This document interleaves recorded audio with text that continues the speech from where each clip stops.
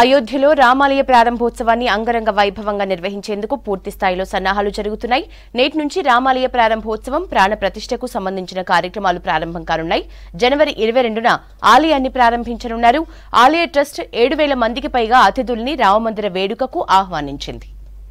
అయోధ్యలో రామమందిర ప్రారంభం, విగ్రహ ప్రతిష్టకు ఏర్పాట్లకు సంబంధించిన మరిన్ని అప్డేట్స్ విజయ్ లైవ్ లో అందిస్తారు. విజయ్, ఆలయ ప్రారంభ ఏర్పాట్లు ఎట్లా జరుగుతున్నాయి? యశోద, అయోధ్య రామ మందిర ప్రతిష్ట పనులు ఈ రోజు నుంచి ప్రారంభం కానున్నాయి. రామ్ లల్లా విగ్రహానికి సంబంధించినటువంటి ప్రతిష్ట కార్యక్రమాలను ఈ రోజు నుంచి రామ జన్మభూమి తీర్థ ట్రస్ట్ ప్రారంభిస్తుంది. ప్రస్తుతం మనము అయోధ్య రామ మందిరం దగ్గర ఉన్నాము. ఒకసారి చూడొచ్చు, ఎంతో ఆహ్లాదకరంగా జై శ్రీరామ్ నినాదాలతోని మార్మోగుతున్నటువంటి పరిస్థితి మనకి ఇక్కడ కనిపిస్తున్నది. దేశంతో పాటు వివిధ రాష్ట్రాల నుంచి కూడా పెద్ద ఎత్తున భక్తులందరూ కూడా ఒక పక్క ప్రతిష్ట కార్యక్రమాలు జరుగుతుండగా, మరోపక్క వేలాదిగా భక్తులందరూ కూడా లోపల ఉన్నటువంటి బాల రాముని కానీ, అయోధ్య రాముని కానీ, పట్టాభి రాముని కానీ దర్శించుకునే విధంగా ఇక్కడ అన్ని రకాల ఏర్పాట్లు చేస్తున్నారు. ఒకసారి మనం విజువల్లో చూస్తున్నాము, ఇదే మెయిన్ ఎంట్రన్స్. అయోధ్య రామ మందిర దర్శనానికి వెళ్ళేటువంటి ప్రధాన ఎంట్రన్స్ ఇదే. ఇక్కడ పోలీసులు ఇక్కడ వరకు ప్రతి ఒక్కరిని, అంటే సాధారణంగా భక్తులను కానీ వారందరినీ కానీ ఇక్కడ నుంచే పంపిస్తారు. ఒకసారి మనం విజువల్లో చూస్తున్నాము, లోపల మనకు కనిపిస్తున్నదే అయోధ్య రామ మందిర నిర్మాణ పనులు. ఇది ప్రధాన ద్వారం, ఇది మెయిన్ ఎంట్రన్స్. ఇక్కడి నుంచే భక్తులందరూ కానీ ప్రతి ఒక్కరు కూడా లోపలికి వెళ్తారు. నిర్మాణ పనులు అయితే చాలా వేగంగా జరుగుతున్నాయి. ఈ రోజుకు సంబంధించి కూడా రామ జన్మభూమి తీర్థక్షేత్రం వాళ్ళు ఈ రోజు ప్రత్యేకమైనటువంటి కార్యక్రమాలు నిర్వహిస్తున్నారు. సరయూ నది ఒడ్డున, అంటే ముఖ్యంగా ప్రాణ ప్రతిష్టలో 6 రోజుల కార్యక్రమాలకు సంబంధించి ఈ రోజు సరయూ నది ఒడ్డున దశవిధ స్నానము, అంటే శ్రీరామునికి సంబంధించినటువంటి ప్రాణ ప్రతిష్టలో దశవిధ స్నానాన్ని చేయనున్నారు. దీంతో పాటు ప్రాయశ్చిత్త కార్యక్రమాలని కూడా ఈ రోజు ఇక్కడ ప్రారంభించనున్నారు. మొత్తము అయోధ్యలో మనం టైం చూస్తున్నాం, 11:30 అవుతున్నా మొత్తం కూడా పొగమంచు ఎక్కడికక్కడే కమ్మివేసింది. మొత్తం కూడా భక్తులందరూ కూడా ఈ పొగమంచు కారణంగా కొంత ఇబ్బందులు పడుతున్నప్పటికీ రాముని దర్శనం చేసుకోవాలి, ఒక్కసారన్నా అయోధ్యకు రావాలి, అయోధ్య రాముని దర్శనం చేసుకోవాలని చెప్పి చాలా మంది భక్తులు అయితే ఇక్కడికి తరలి రావడం జరుగుతున్నది. మొత్తం కూడా దాదాపు ఆలయ పరిసర ప్రాంతాలన్నీ కూడా రామ భక్తులతో ఇప్పుడే నిండిపోయినటువంటి పరిస్థితి మనకు కనిపిస్తున్నది. ఒక్కొక్క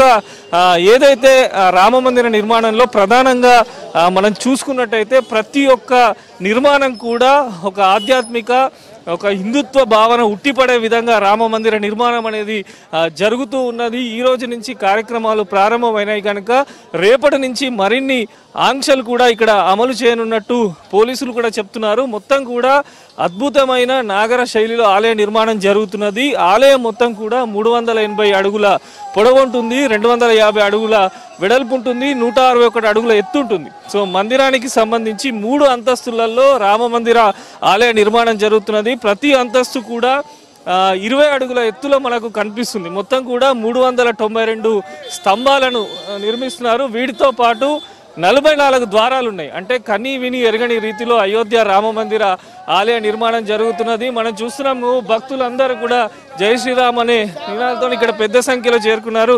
కిధర్ సే ఆయా? हम लखनऊ से आए हुए हैं। हाँ, दर्शन हो गया। मंदिर का बहुत अच्छा चल रहा है। हम लोग लखनऊ से आए हैं, दर्शन किया और बहुत भव्य और दिव्य मंदिर बन रहा है। देख करके बहुत सुखद अनुभूति हुई। చూస్తున్నాము, భక్తులు పెద్ద సంఖ్యలో వచ్చారు. సో తెలుగు వాళ్ళు కొంతమంది హైదరాబాద్ నుంచి కూడా ఇక్కడికి రావడం జరిగింది. ఎలా జరిగింది దర్శనం? లోపలికి పోయినా బాగా జరిగింది. మందిరం కూడా బాగుంది, బాగా కడుతున్నారు. లోపల ఏమో ఐరన్ గట్ట ఏమి యూజ్ చేయట్లేదు, బయటే యూజ్ చేస్తున్నారు ఐరన్ గట్ట. ఇక మా బాబు చూస్తాను, కంపల్సరీ మనం వెళ్ళాలంటే మేము వచ్చినాం. ఎలా వచ్చారు? ఇక్కడ ఏర్పాట్లు ఎట్లా కనిపించినాయి మీరు వచ్చిన తర్వాత? ప్రస్తుతానికి అయితే ఇవన్నీ మామూలుగా కొత్తగా కడుతున్నారు కదా, దానివల్ల కొంచెం గడబడిగా ఉంది, కానీ అంత బాగా కడుతున్నారు, బాగా చేస్తున్నారు. బాగా దర్శనం అయింది, మంచి బాగా అయింది. 5 నిమిషాలు అయిపోయింది, కానీ కొత్త మందిరంలోకి వెళ్ళటానికి లేదు, ఇంకా ప్రత్యక్ష చేయలేదు కాబట్టి ఇప్పుడైతే ప్రస్తుతానికి బాగానే ఉంది. అది హైదరాబాద్ నుంచి కూడా పెద్ద ఎత్తున భక్తులు కూడా తరలి వచ్చారు. ఎలా జరిగిందమ్మా దర్శనం? ఎట్లా చేసుకున్నారు? మంచిగా అయింది సార్. సో కొంతమంది వేద పండితులు కూడా ఇక్కడికి రావడం జరిగింది. వీరు చిక్కడపల్లి వెంకటేశ్వర స్వామి దేవాలయానికి సంబంధించి ఇక్కడ ఏంది అయోధ్య రామ దర్శనానికి వచ్చారా లేకుంటే ప్రతిష్ట కార్యక్రమంలో? ఎటువంటి కార్యక్రమాలు మీకు అప్పచెప్పారు, ఏమేం చేయబోతున్నారు? పారాయణాలు రామాయణ పారాయణాలు మేము వచ్చి ఒక 25 మంది వచ్చాము తెలుగు వాళ్ళ.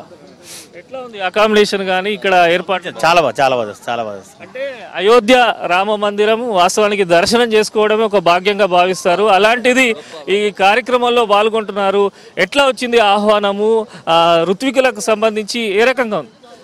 అంటే అక్కడ ప్రధాన యాగశాలలో మాత్రం ఓన్లీ కాశీ పంతులు వాళ్ళ కార్యక్రమమే. అది ఆల్రెడీ ఎప్పుడో ఆగస్టులో పిలపైంది. కానీ ఇప్పుడు బయట ప్రైవేట్ కార్యక్రమం ఉన్నాయి. రామభద్ర స్వామీజీ ఉన్నారు పీఠాలు, వాళ్ళంతా బయట కార్యక్రమం వాటర్లోకి అందరిని తీసుకుంటారు. దీంట్లోకి ఓన్లీ కాశీ పంతులు వాళ్ళనే. ఆ కార్యక్రమంలో మేము పాల్గొనడానికి వచ్చాను. చిక్కడపల్లి వెంకటేశ్వర టెంపుల్ అర్చకుడు నేను. ఇంకోటి ఏంటంటే నేను కరసేవకుడిని. 90లో 96లో 2 సార్లు ఇక్కడ కరసేవకు వచ్చాం. ఆ కరసేవకు ఉన్నటువంటి ఆ ప్రేమ అభిమానంతో రామ జన్మభూమి అని సేవ దొరికింది, అంత సంతోషం. ఈ రామ జన్మభూమిలో మేము పారాయణానికి రావడం అనేది మాకు పూర్వజన్మ సుకృతమని అనుకుంటున్నామండి. మేమందరం కూడా హైదరాబాదు ఉప్పల్ నుంచి వచ్చాము. అందరం కూడా ఉప్పల్ నుంచే వచ్చాము. అందరం కూడా ఈ రామచంద్రభూమి, ఈ రామ జన్మభూమి కార్యక్రమంలో మా వంతు సేవగా ఎటువంటి లాభాపేక్ష లేకుండా ఇక్కడ పారాయణం కోసం ఉంది అని తెలుసుకొని మేము వచ్చామండి. జై శ్రీరామ్. ప్రతి ఒక్కరి ఎన్నో వేల సంవత్సరాల కళ రామాలయ నిర్మాణం, రామజన్మభూమి యొక్క నిర్మాణం, రాముడి వారి యొక్క దేవాలయ నిర్మాణం. అటువంటి దేవాలయంలో మేము భాగమవుతున్నందుకు, ఆ కార్యక్రమం చేస్తున్నందుకు, రామనామ తారక జపం చేస్తున్నందుకు మేమెంతో ధన్యులము. జై శ్రీరామ్.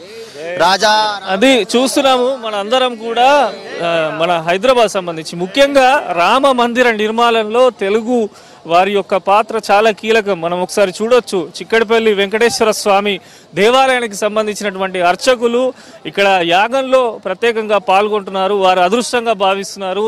అదేవిధంగా ముఖ్యంగా రామునికి సంబంధించి రామ జన్మభూమి కానీ అయోధ్య రామ మందిర నిర్మాణంలో కాశీ పండితుల ఏదైతే ముహూర్త బలం ఉందో దానికి సంబంధించిన క్రతువు అంతా కూడా ఈరోజు ప్రారంభం కానుంది. యోగులు, సిద్ధులు, ఎంతోమంది మఠాదులు, పీఠాధిపతులు వేలాదిగా కూడా రామ మందిరానికి తరలి వస్తున్నారు. సో ప్రతి ఒక్కరు కూడా అదృష్టంగా ఇక్కడ రాముని ఏదైతే ప్రతిష్ఠా కార్యక్రమంలో పాల్గొనడం ఆనందంగా ఉండదని చెప్తున్నారు. మొత్తం కూడా మనం ఒకసారి విజువల్లో చూడొచ్చు యశోద. పనులకు సంబంధించి మొత్తం కూడా చాలా ఫాస్ట్గా చేస్తున్నారు. ఎందుకంటే ప్రతిష్టకు సంబంధించి 22వ తారీఖున అభిజిత్ ముహూర్తంలో శ్రీరాముని ప్రతిష్ట జరగనుంది కాబట్టి పనులు అనేవి చాలా తొందరగా చేస్తున్నారు. మొత్తం కూడా ఇక్కడ ఉన్నటువంటి రామ మందిర ఏదైతే పరిసర ప్రాంతాలు ఉన్నాయో ఇప్పటికే పోలీసులు వారి అండర్ కంట్రోల్లోకి తీసుకోవడం జరిగింది. అడుగడుగున ప్రతి ఒక్క నిర్మాణం కూడా ఒక ఆధ్యాత్మిక శైలిలో ఉట్టిపడుతున్నది. ఎక్కడ చూసినా కూడా రామనామము ప్రతి ఒక్కరికి వినిపించేలా, రాముని యొక్క నామము ప్రతి ఒక్కరికి కనిపించేలా ప్రతి స్తంభాలపైన, ఇక్కడ ఆకారాలపైన ప్రత్యేకమైనటువంటి శిల్పులతోని కూడినటువంటి పనులు అనేవి జరుగుతూ ఉన్నాయి. సో ప్రధానంగా మనం ఉన్నది అయోధ్య రామ మందిరానికి సంబంధించినటువంటి గర్భగుడి, ఏదైతే మెయిన్ దేవాలయం ప్రతిష్ట తర్వాత వెళ్ళేటువంటి మెయిన్ దేవాలయానికి దగ్గర మనం ఉన్నాము. సో ఇంకొక 2-3 రోజుల తర్వాత కూడా మొత్తం కూడా ఇక్కడ ఆంక్షలు అయితే అమలు కానున్నాయి. అయోధ్య రాముని, పట్టాభిరాముని దర్శించుకునేందుకైతే ఇప్పటికే వేలాదిగా భక్తులందరూ అయోధ్యకు చేరుకున్నారు. ఉదయం నుంచి కూడా మొత్తం కూడా అయోధ్యలో దట్టమైనటువంటి పొగమంచు కనిపించింది. భక్తులు కొంత ఎవరైతే ప్రజలు కానీ వారు కొంత ఇబ్బందులు పడుతున్నప్పటికీ ఎంతో అదృష్టం, ఎన్నో జన్మల పుణ్యం అని చెప్పి భావిస్తూ ఇక్కడ వేలాదిగా భక్తులందరూ అయితే తరలి రావడం జరుగుతున్నది. ప్రతి ఒక్కరు కూడా రాముణ్ణి ఇప్పుడు ఏదైతే లోపల గతంలో దర్శనం ఇచ్చారు, అంటే గతంలో రామ మందిరానికి సంబంధించినటువంటి రాముని దర్శనం ఉందో ఆ దర్శనం చేయించి భక్తులను అయితే పంపిస్తున్నారు.